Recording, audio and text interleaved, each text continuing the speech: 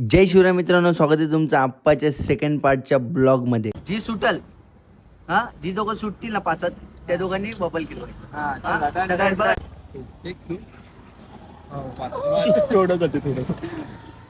अरे एकटाच